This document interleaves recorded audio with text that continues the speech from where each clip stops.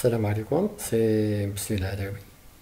Donc, c'est avec un grand plaisir que je vous retrouve, bien que cette fois-ci à distance, pour vous traiter ce quatrième chapitre du module Physiologie de la nutrition. Donc, ce quatrième chapitre qui concerne les besoins nutritionnels. À quoi donc correspondent ces besoins nutritionnels? Ce sont donc les besoins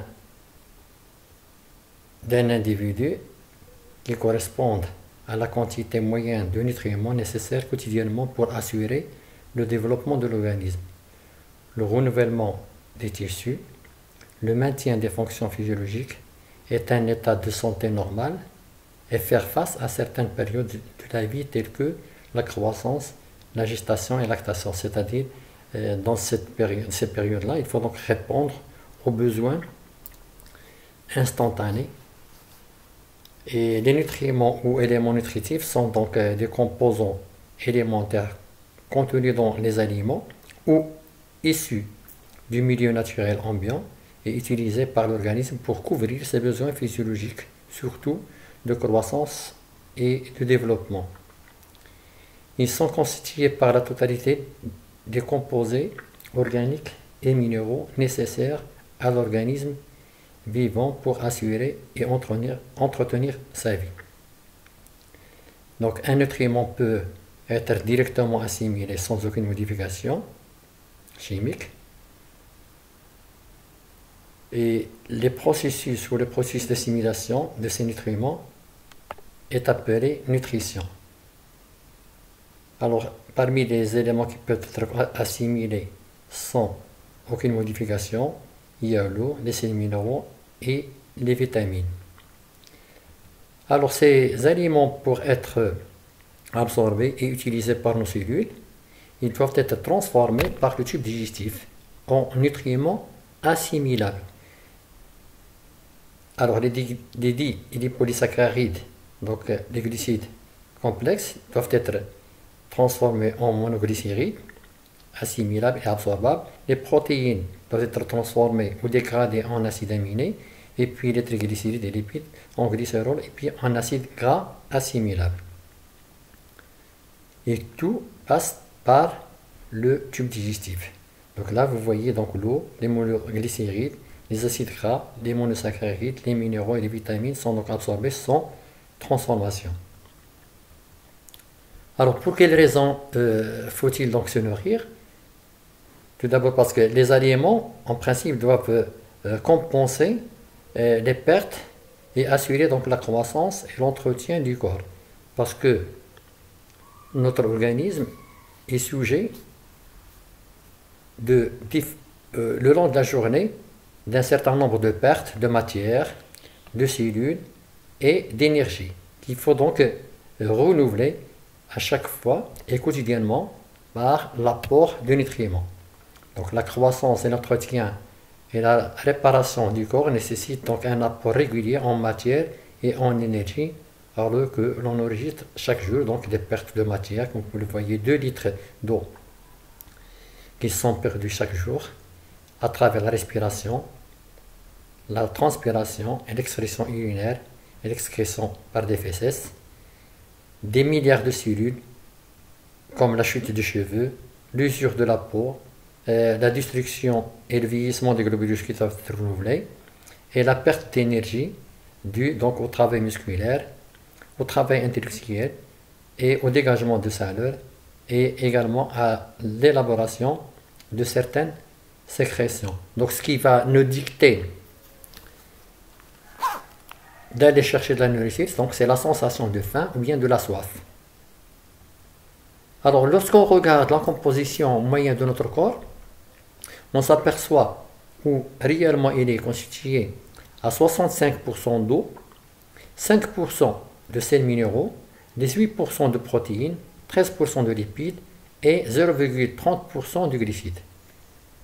Donc les nombreux composants chimiques du corps humain existent principalement sous forme d'eau, de protéines, lipides, glucides et de sels minéraux. dans des proportions qui sont représentées là-dessus.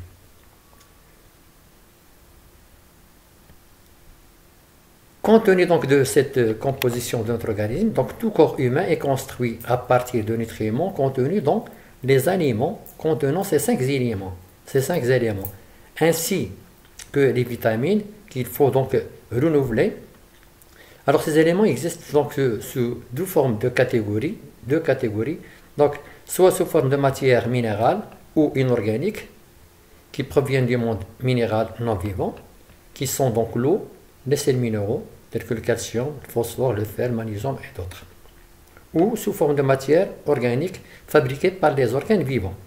Ce sont donc les protéines, surtout donc les protéines, les glucides ou hydrates de carbone, tels que l'amidon, le sucre, la cellulose, les lipides ou matières grasses, et les vitamines. Et là, il y en a quand même à peu près 13 sortes de vitamines. Donc la composition du corps, comme on vient de le voir, va donc dépendre dans une large mesure de ce que nous consommons.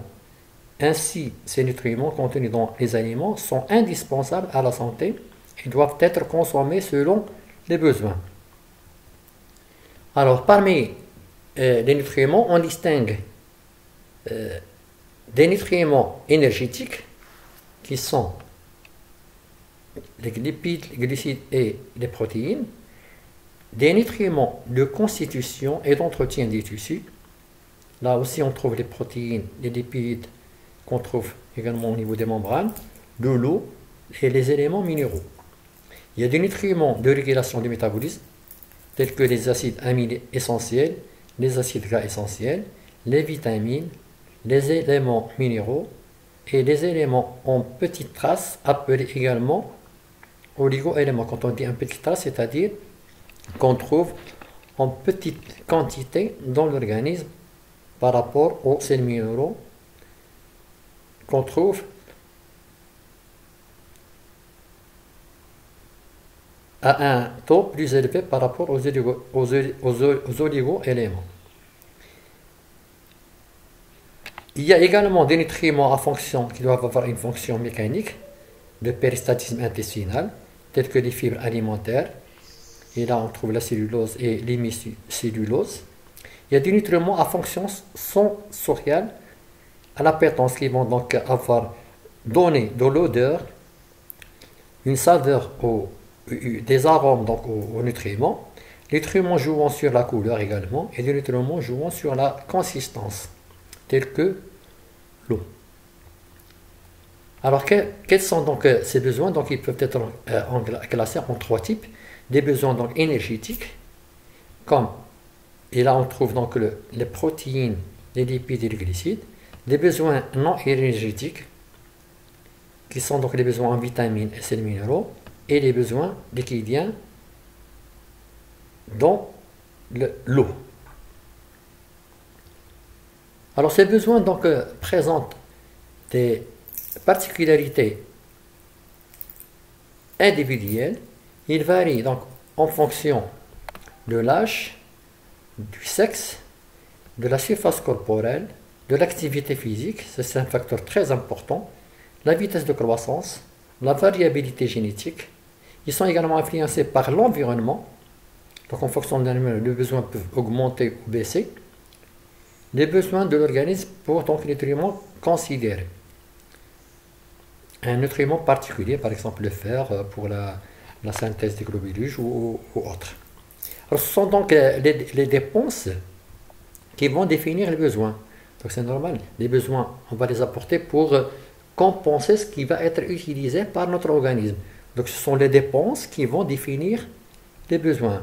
Pour une alimentation équilibrée, il faut que les apports alimentaires soient égaux aux dépenses.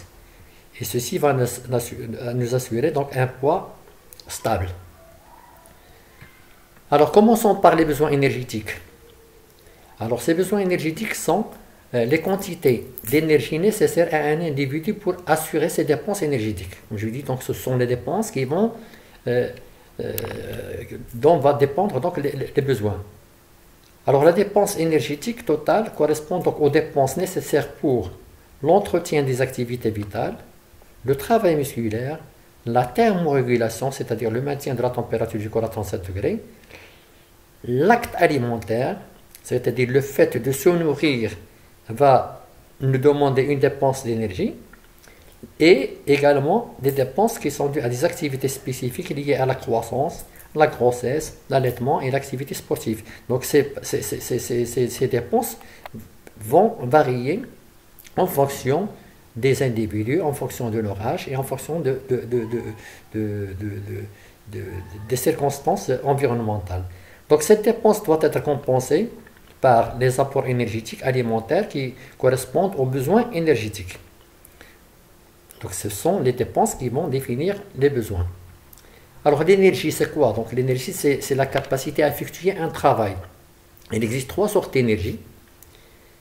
Une énergie excitatrice, force déclenchant un travail, ou l'énergie potentielle emmagasinée sous forme d'ATP qui va se transformer en énergie cinétique fournie par l'hydrolyse de l'ATP pour exécuter un travail au niveau cellulaire.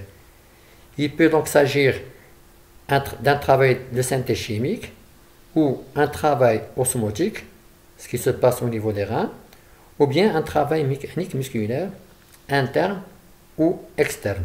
Donc l'énergie au niveau de l'organisme va être fournie par l'hydrolyse de l'ATP qui constitue donc une source d'énergie potentielle qui va se transformer en énergie chimique ou osmotique ou mécanique.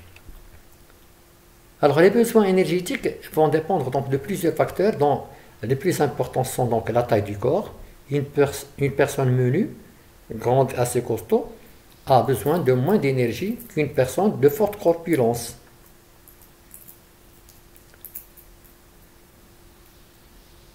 Alors quand je dis une personne menue, c'est-à-dire maigre plutôt, donc il a besoin moins d'énergie par une personne qui est costaud, assez forte. Va dépendre également du métabolisme de base et affecté par différents facteurs, notamment les problèmes thyroïdiens. Alors, à titre de rappel, les glandes thyroïdiennes sécrètent donc des hormones qui peuvent donc stimuler le métabolisme. Quand ils ne sont pas libérés, le métabolisme peut être donc inhibé. Donc l'activité thyroïdienne va stimuler ou augmenter le métabolisme. Va dépendre également de l'activité physique. Donc plus le sujet effectue d'efforts physiques, qu'il s'agit de travail ou de loisirs, plus ses besoins énergétiques vont augmenter. La grossesse également. Une femme enceinte a besoin de plus d'énergie pour le développement du fœtus et à cause de sa prise de poids. L'allaitement, une femme qui allaite a besoin d'énergie pour produire un lait de bonne qualité. La durée prolongée de l'allaitement dans de nombreux pays d'Afrique et d'Asie explique qu'une large proportion de femmes a des besoins énergétiques augmentés. Donc l'allaitement c'est normal. Il va donc consommer des nutriments, il a besoin donc d'énergie. Donc la consommation d'énergie va augmenter avec l'allaitement. L'âge. Les nourrissons et les enfants ont besoin de plus d'énergie pour leur croissance et leur activité. Par contre, chez les personnes âgées, les besoins diminuent à cause donc réduction de l'activité et du métabolisme de base. Le climat joue également un rôle dans la variation de ces besoins énergétiques. Alors dans les pays chauds par exemple, c'est-à-dire la majorité des pays de la zone tropicale, il faut moins d'énergie pour maintenir la température du corps que dans les pays où le climat est froid. Donc quand il fait froid, on a besoin de plus d'énergie pour maintenir la température du corps à 37 degrés, contrairement à ce qu'on se trouve dans des pays chauds où on a moins besoin d'énergie. Donc finalement, les besoins vont dépendre de la taille du corps, du métabolisme de base, de l'activité physique, de l'allaitement, la grossesse, l'âge et le climat. Alors là, vous avez sur ce tableau un exemple des contributions des différents organes à la dépense énergétique globale. Le foie par exemple, le cerveau, le cœur, le rein, les muscles, les tissus adipeux et divers autres organes. Alors sur 100% des besoins énergétiques, vous voyez que chez l'homme, le foie, le cerveau et les muscles, ce sont donc les organes qui dépensent le plus d'énergie. Bien sûr, les demandes du cœur peuvent augmenter en fonction de l'activité physique. Plus vous augmentez votre activité physique augmente, plus donc les fréquences cardiaques augmentent et donc les besoins vont augmenter. Alors vous voyez que il y a donc une différence de contribution ou de dépenses énergétiques par ces différents organes chez les personnes adultes par rapport aux enfants. Chez l'enfant, vous voyez que c'est le cerveau qui consomme le plus d'énergie. Et les différentes parties ou différents organes consomment donc plus d'énergie par rapport aux personnes adultes, hommes ou femmes.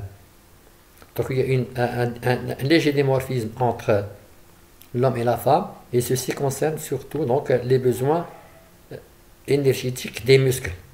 L'homme, il travaille plus que la femme, cela explique donc ces besoins musculaires plus importants chez l'homme par rapport à la femme. Alors, comme nous l'avons vu, les besoins énergétiques vont donc dépendre des dépenses énergétiques de l'organisme. Les grandes fonctions, croissance, développement, le maintien de l'homéostasie, l'activité cardiaque, la respiration et la production, ont un coût énergétique, dont la somme est appelée dépense énergétique totale. Alors, pour fonctionner, notre organisme a besoin de calories qu'il va ensuite dépenser. Donc, les apports, il aura besoin des apports pour couvrir ses besoins.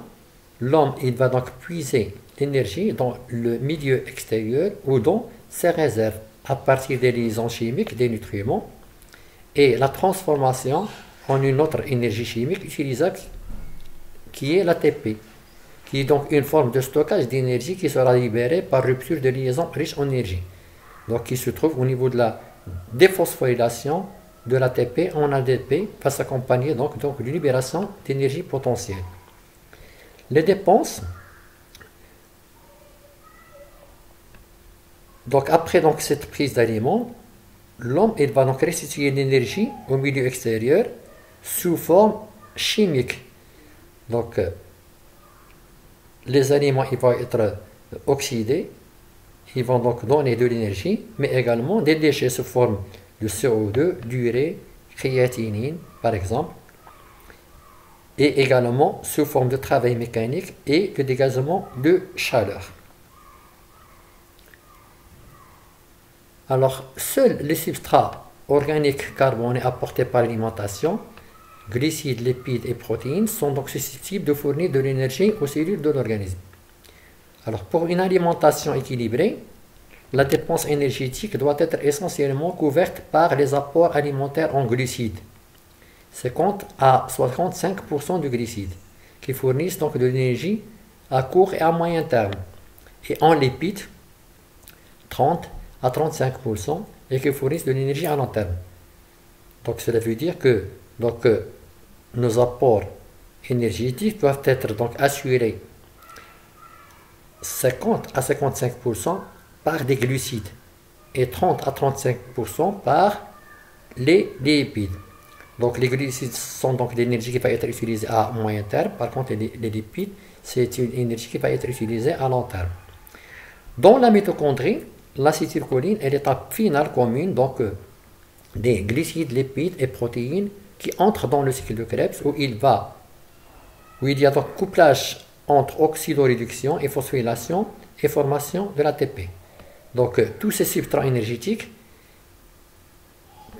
passent donc par la voie de l'acétyl-CoA pour fournir de l'ATP, comme vous pouvez le voir sur le schéma.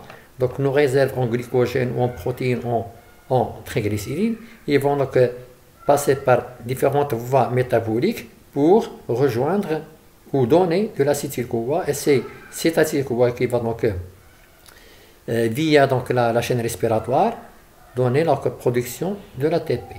Donc l'ATP, donc c'est une étape finale commune des glucides, lipides et des protéines à la formation de l'ATP via donc l'acétyl-CoA. Et ceci se passe au niveau de la mitochondrie. Donc la formation de l'ATP intermitochondrial Donc, c'est fait grâce à la chaîne respiratoire qui est localisée dans la membrane interne des mitochondries où se trouvent donc les transporteurs d'électrons. Il produit de l'ATP et de l'eau selon un processus couplé constitué de deux sous-ensembles distincts qui ont une fonction propre. Alors, la chaîne d'oxydoréduction produit l'eau par transport vers l'oxygène des hydrogènes. Vous avez donc l'oxygène, transport des hydrogènes des acides nucléiques NADH réduit. Et ça, c'est la respiration cellulaire. Deuxième étape, c'est la phosphorylation de l'ATP en ATP, qui est réalisée grâce à l'énergie produite graduellement par la chaîne d'oxydoréduction. Vous avez ici une oxydation du pouvoir réducteur de NADH qui va produire de l'eau.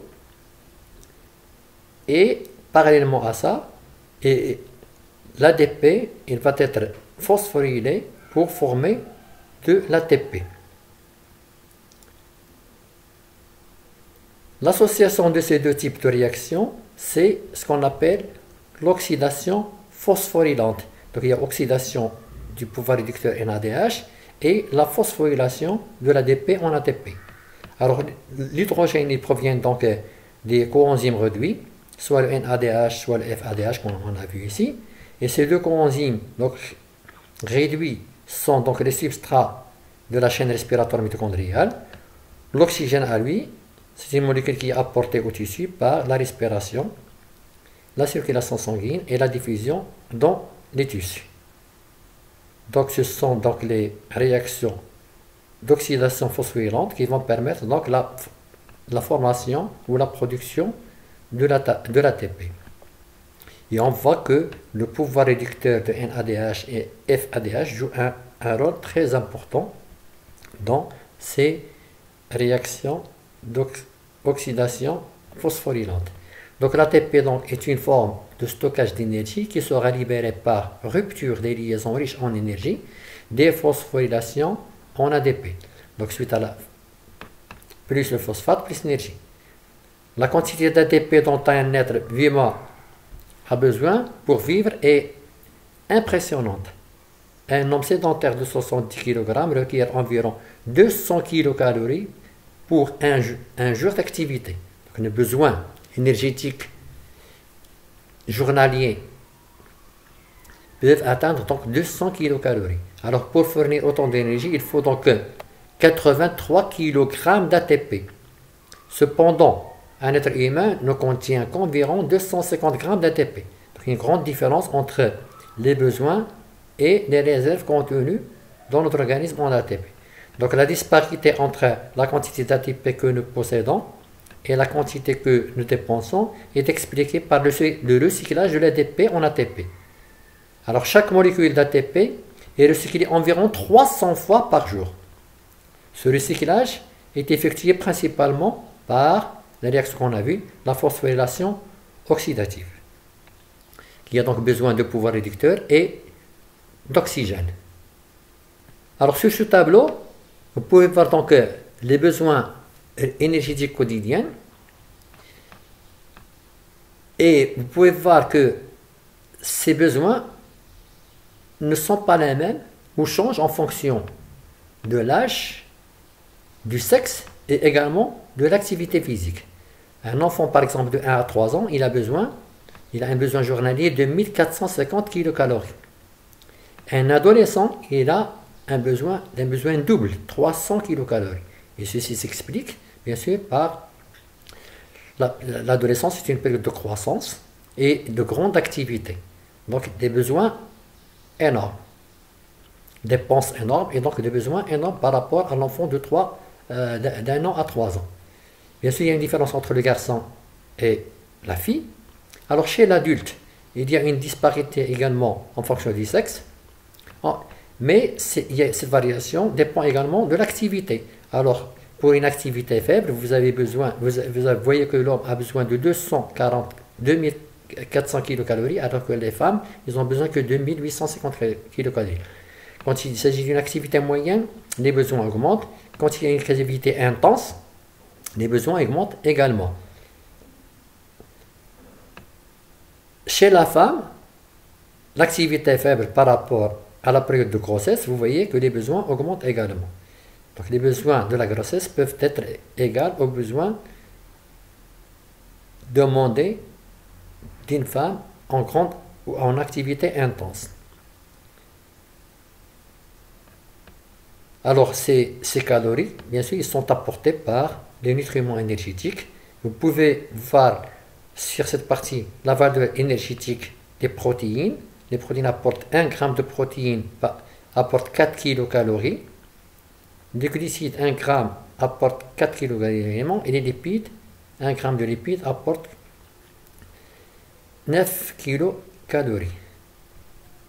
Alors, une kilocalorie qui peut s'écrire K majuscule CAL est égale à 4,18 kJ, parce que l'expression de l'énergie peut être faite soit en calories, kilocalories, ou bien en kilojoules. Pour un adulte sédentaire, la dépense énergétique totale est en moyenne de 10 000 kJ par jour. C'est l'équivalent de 2400 kilocalories par jour. Toutefois, il varie, comme nous avons vu, en fonction donc de l'âge, de l'état d'activité physique et également de l'état physiologique, comme on peut le voir ici, chez la femme normale et la femme gestante, pendant la période de grossesse. Alors l'apport énergétique nécessaire pour couvrir donc la dépense énergétique journalière totale doit être réparti de façon équilibrée tout au long de la journée. C'est-à-dire ces apports ils doivent être répartis en fonction des prises alimentaires, et nous avons l'habitude de consommer nos aliments en 3 périodes: petit déjeuner, le déjeuner et le dîner. Mais des fois on a besoin également d'un goûter. Donc les apports doivent être répartis de la manière suivante: 20 à 25% au petit déjeuner, parce que au cours de la journée, après le petit déjeuner, on va donc au travail et donc on se dépense. Et donc il faut qu'il y ait un apport préalable pour assurer donc les dépenses de la matinée. Après le déjeuner, 25 à 35%. Et entre le déjeuner et le dîner, des fois on a besoin d'un petit goûter. Et ce goûter, il a le rôle donc de répondre à cette sensation de faim qui est déclenchée souvent donc l'après-midi. Donc il faut donc essayer d'apporter un plus sous forme d'un goûter. Alors, mesure de la valeur énergétique des aliments.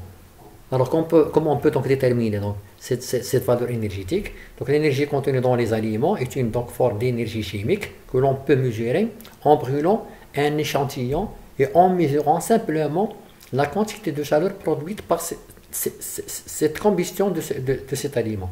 La quantité d'énergie par combustion de l'énergie et d'énergie brute, généralement mesurée en mégajoules par kilogramme de matière sèche des aliments. Alors en laboratoire, les mesures sont réalisées grâce à un appareil appelé bombe calorimétrique. Cette méthode consiste à prélever un petit échantillon sec d'aliments, par exemple 1 gramme.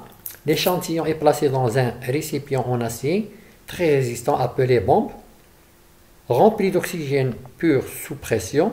L'échantillon est enflammé électriquement et sa combustion produit donc de la chaleur. Cette chaleur est ensuite évacuée et sa température peut être mesurée avec précision à l'aide d'un thermomètre extrêmement sensible, comme vous pouvez le voir sur ce schéma-là. Vous avez donc la bombe calorimétrique, la chambre de combustion, ici.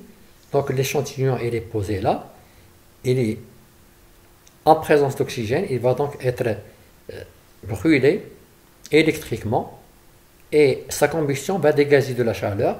Cette chaleur va réchauffer cette eau et la température peut donc être relevée.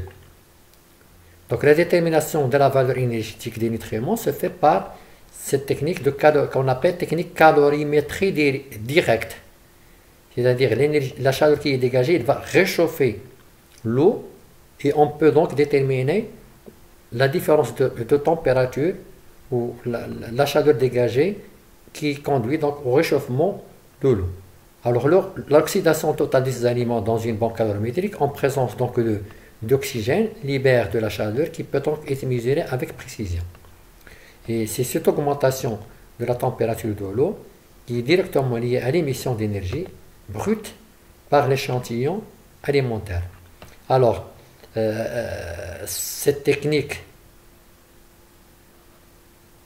a été délaissée pour donc laisser place à des automates qui donc vous donnent directement la quantité de chaleur dégagée par la combustion d'une quantité donnée d'aliments. Et donc définir la quantité d'énergie qui peut être libérée suite à la combustion ou l'oxydation d'un élément donné. Vous avez donc, comme vous pouvez le voir, la combustion du glucose dans un calorimètre. Une molécule de glucose va utiliser 6 molécules d'oxygène et va donc produire du CO2, H2O et dégager une quantité, libérer une quantité d'énergie, 673 kcal d'énergie. Alors dans notre organisme, les aliments, une fois absorbés par les intestins, sont transformés au sein de l'organisme en énergie. La valeur énergétique qu'ils possèdent est exprimée en joules ou en calories. Alors les diététiciens mesurent cette valeur énergétique en calories. Il s'agit donc de l'unité de mesure de la valeur énergétique des aliments. Certains préfèrent par exemple utiliser le kilocalorie comme unité de mesure de l'énergie des aliments. La définition de la calorie, c'est donc une unité de mesure de l'énergie contenue dans une certaine quantité d'aliments. Et la définition améliorée, calorie à 15 degrés Celsius, spécifie la calorie comme la quantité de chaleur nécessaire pour élever la température de 1 g d'eau dégazée de 14,5 degrés Celsius à 15,5 degrés Celsius sous pression atmosphérique normale. Donc, la chaleur dégagée suite à la combustion d'un nutriment qui fait augmenter la température d'1 degré de 14,5 à 15,5 correspond à 1 calorie ou 1 kilocalorie.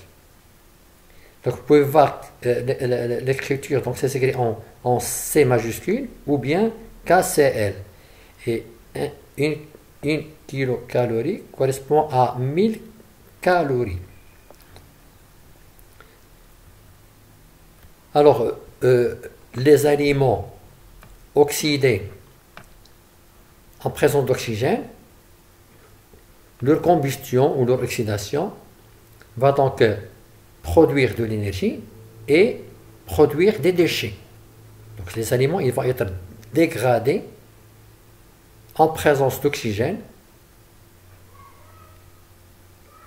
donnant donc des produits tels que CO2, H2O, l'urée, dégager de la chaleur, mais également ils vont produire de l'énergie potentielle. Cette énergie potentielle, c'est une sorte d'énergie cinétique, mécanique, qui va se transformer bien sûr en énergie cinétique, mécanique, chimique, électrique ou une énergie rayonnante.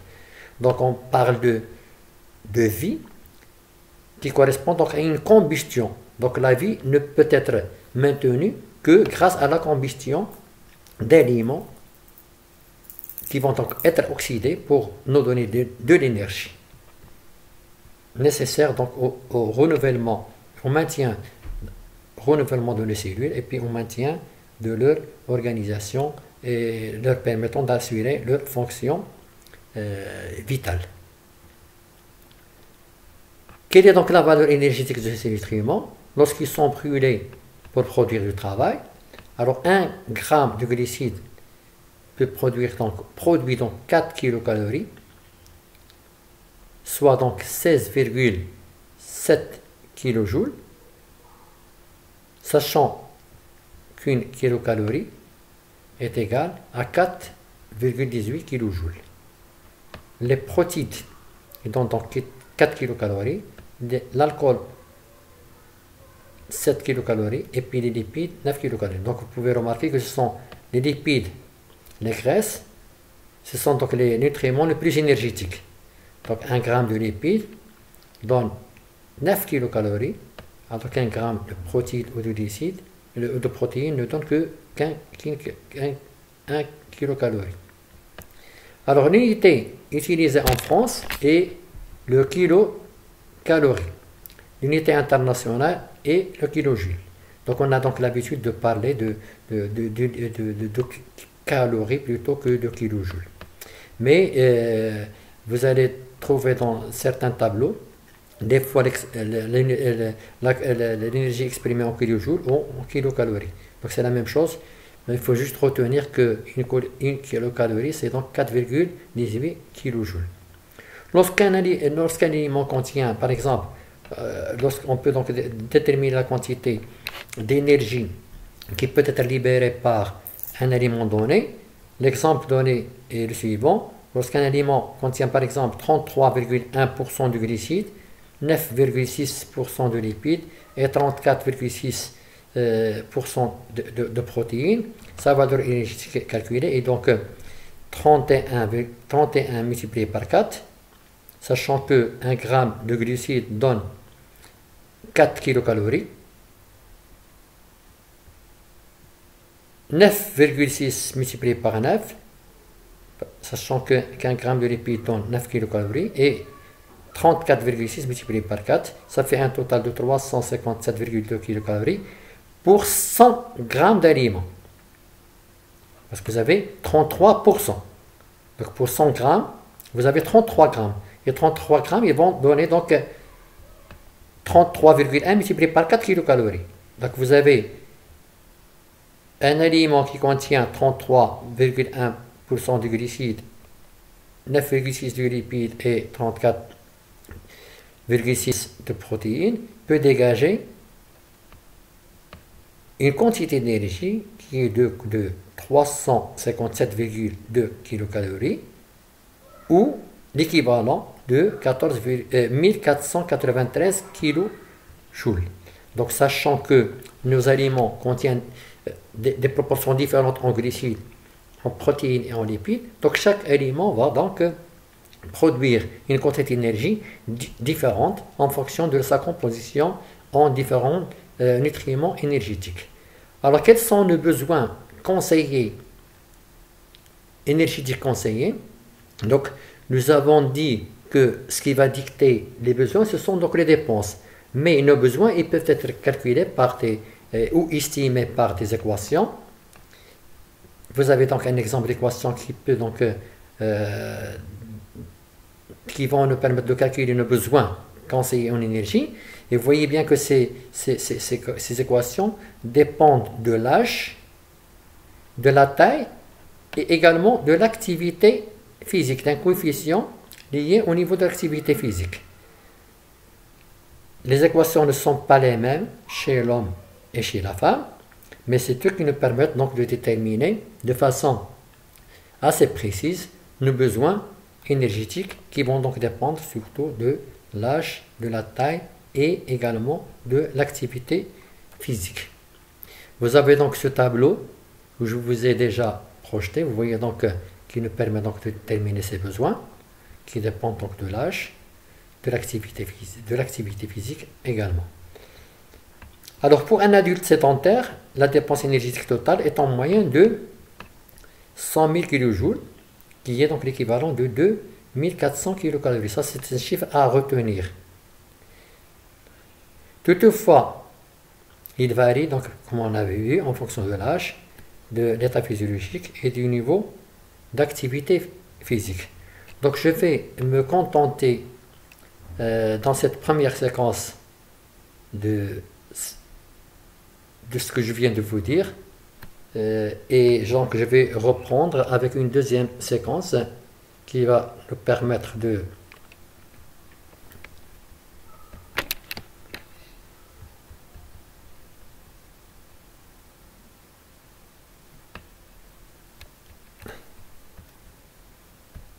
j'ai eu un petit incident, donc c'est pas grave, je vais arrêter quand même l'enregistrement. Et on va donc reprendre